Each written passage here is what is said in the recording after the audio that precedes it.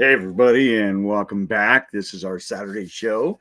I am actually on the other side of the mountain. I'm in Eastern Washington, attempting to do some fishing. However, it is super, super windy. And the last couple of days, it's been a wee bit toasty as it's hit 98, almost 100. And, the fish, they don't really much care for that. They'll stay at the bottom. So if we take a look at kind of what's going on, make sure let's add this in. Hang on a second here. There we go. Now I am on my laptop here, so forgive me as I I try and navigate things that are a little bit different. Hey, so with this, make sure you subscribe. Okay, it lets us know and helps the algorithm out for others to be able to get some really great information. All right, and because there's no marketing, because there's nothing that is here that would affect you working with some agent out there. Again, it's just to get you guys the best information possible. So when we talk about being a tad bit windy and whatnot, well, here we go. You can clearly see that the lake is so busy and in fact has some crazy whitecaps out there that it doesn't make sense to head out at this early hour. So anyway, I guess I'll let the others sleep and we'll do our thing. So in other words, we'll just do our video. All right, so let's take a look at what's been going on here just over the average of the last 7 days. So you can see we've got 1,163 new on market homes, but we also have 1,351 that actually have gone off market. So when we look at our inventory levels, and there's a lot of information that is going on in the I would say the realm of media. There's a lot of noise. You've been hearing really since about January that the sky's falling, right? Mayhem is going to be happening. The real estate market is ended as it's going to. And really, at the end of the day, it's, in my humble opinion, at least in our area, that's just a lot of sensationalism. And if you, again, just watch each and every week as you watch the metrics. Now, granted, our metrics are residential only. We're not pulling in multifamily. We're not pulling in condos. We're not pulling in vacant land. We're not pulling in manufactured homes. We're going to take a look at residential only. It is our constant.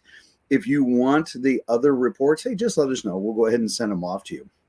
If you want, the foreclosure reports that we work on for many of the lenders, hey, you know what? Let us know. We'll forward it off to you. Simple enough. But here's the thing. You can see, and since the middle of October, and in fact, in my channel, go back and look at the middle of October, where we start talking about that there are more pending sales than homes coming on market.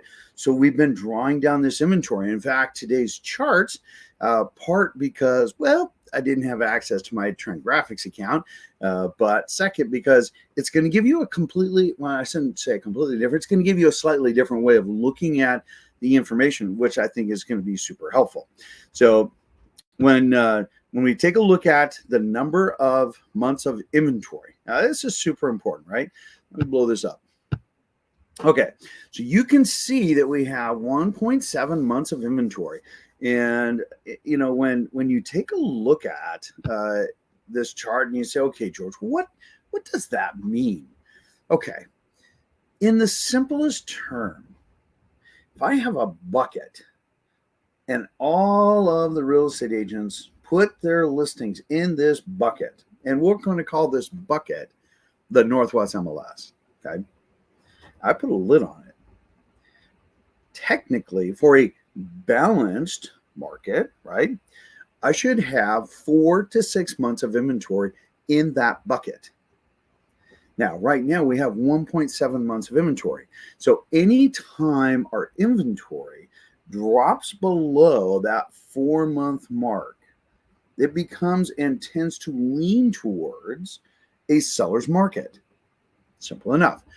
Less inventory, that tends to lean towards a seller because there's still a pent-up buyer demand. Now, the inverse of that is if we have 6 months or more, that tends to lean towards a buyer's market, meaning there's a plethora, there's a lot of homes for a buyer to work with. And that is not the case here. And in fact, funny enough, contrary to a lot of people's belief, we actually are still in a seller's market because we still have a massive pent-up demand. We are still seeing homes going off market.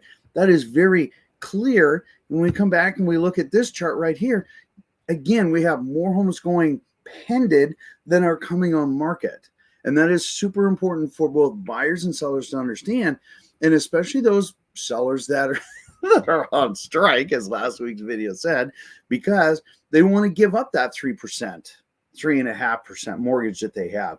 And in fact, funny enough, when you take a look at the number of loans, homeowners that have loans, I want to say it's 72%. I know that it's in the 60s for people that are, in the threes and lower. And I believe it's 72% if they're in the fours and lower. Okay. And that is a significant population. And when you hear a lot about, oh, we're in a financial crisis, oh, real estate's in trouble. Okay. Understand that's not necessarily the residential side of things. It definitely will impact and does impact the commercial side. The commercial side, unlike the residential side, they have completely different lending guidelines. And like a single family home, you can get a 30-year mortgage and it's averaged out 30 years. It's amortization. Okay. You from 0 to 30 years. Now, commercial is different.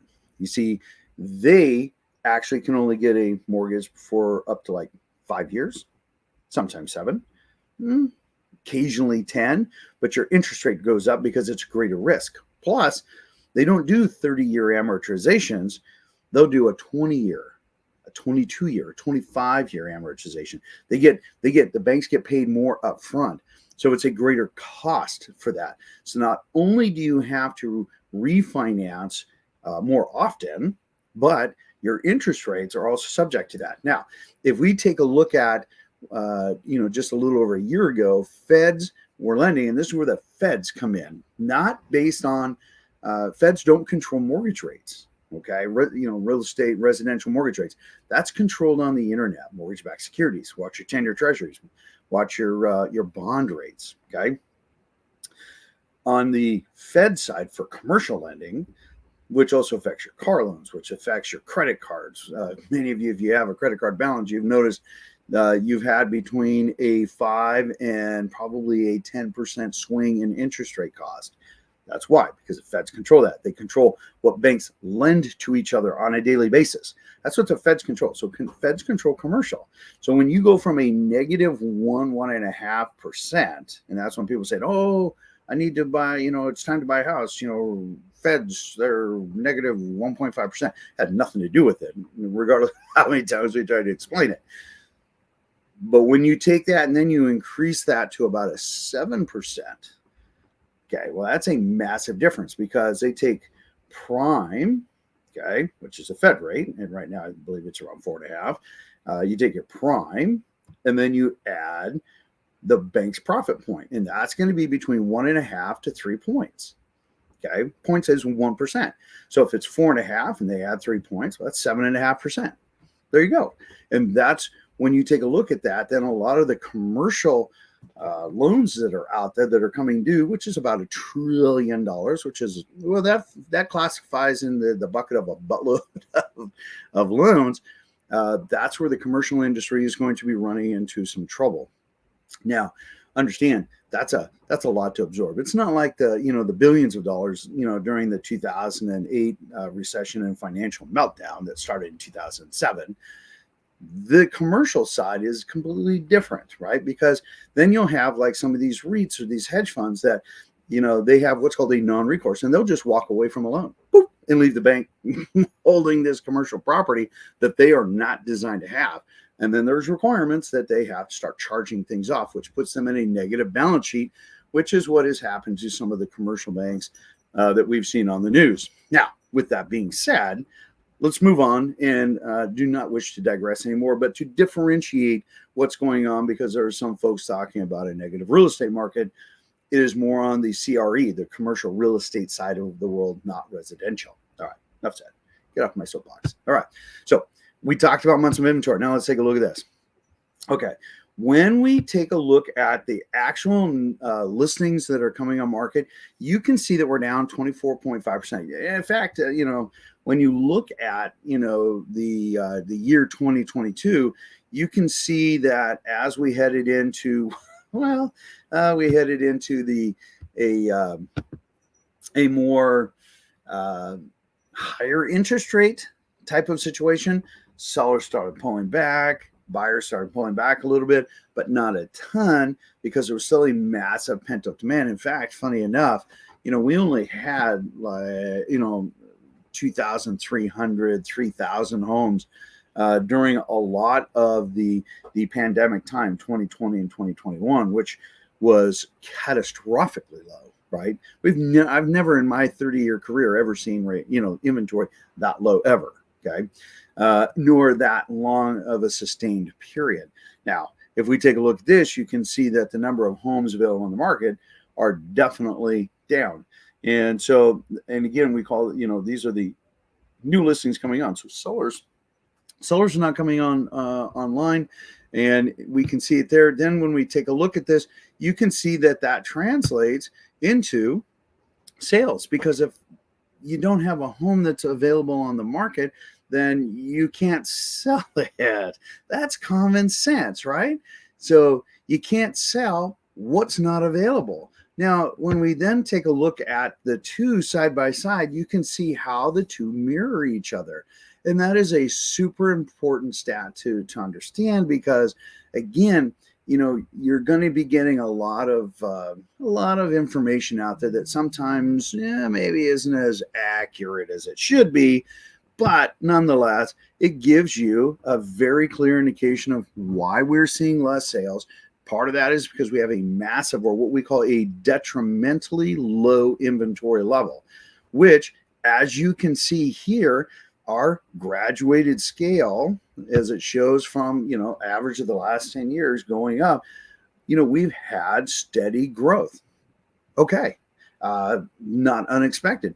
It's not the that you've seen in some of the charts that are out there, but definitely you can tell that we've had, the 2020, 2021, we all know, there's no secret there, that we saw some pretty significant increases, and in fact, some areas up to 33, 37%.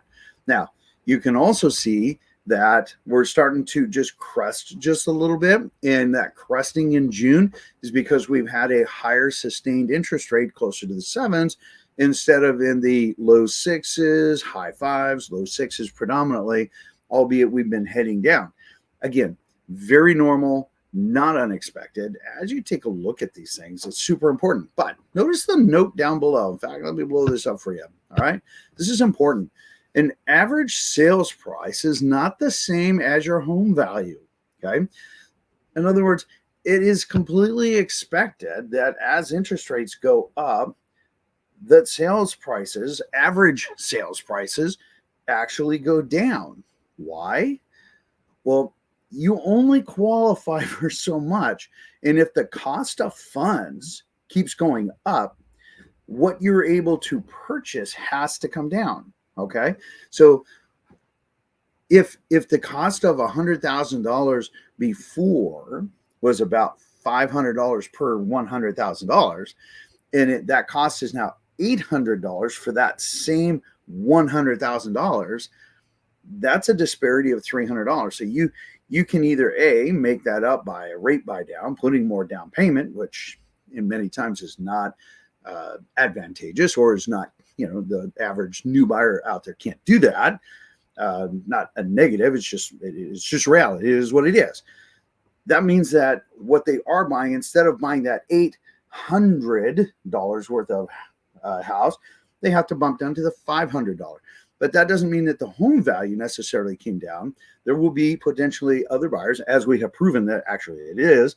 There are other buyers that are capable or are able to although we will see a small adjustment down regardless. So don't confuse what home sale prices are compared to what a home value is, because this year, actually, funny enough, we should be seeing, as predicted, if you go back and you'll see this last year, we should see between a 4 and 5% appreciation by the time we've concluded 2023.